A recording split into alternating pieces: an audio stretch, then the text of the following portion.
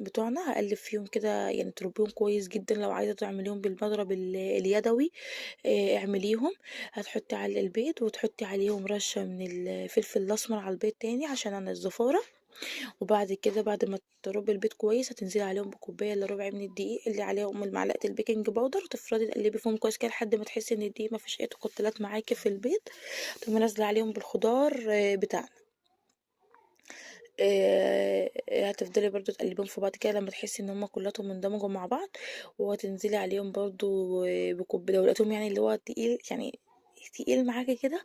بعد ما تنزلي بالخضار اللي هو اللي احنا مدبلينه على البوتاجاز، وبعد ما بيرد خالص كليا، يعني اهم حاجه تسيبي الخضار بتاعك ان هو يبرد عشان ما يسويش معاكي البيض.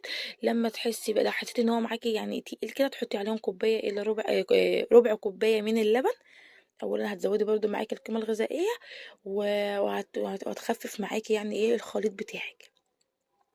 هتقلبيهم في بعض كويس جدا الخليط ده كده لحد ما تحسي ان هو كلهم اندمجوا في بعض كده. هتجيبي بقى الصينيه بتاعتك، هتكوني دهناها زيت، وتبطنيها برضو دقيق كأن زي صينيه الكيكه.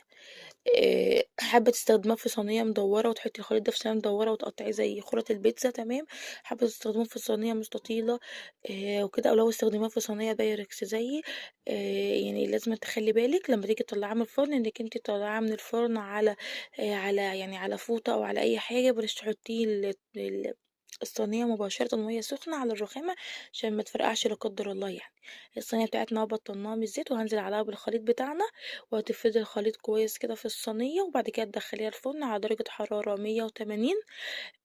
هتستوي معاكي وتاخد لون معاكي. لو لقيتيها مثلا من فوق مثلا عايزة تديها تولعي على الشواية ولعي، انا مولعتش على الشواية، هي خدت معايا لون من تحت ومن فوق جميل قوي واستوت كلها معانا وما غابتش، مش هتاخد معاكي وقت، وهتطلعيها من الفرن على طول.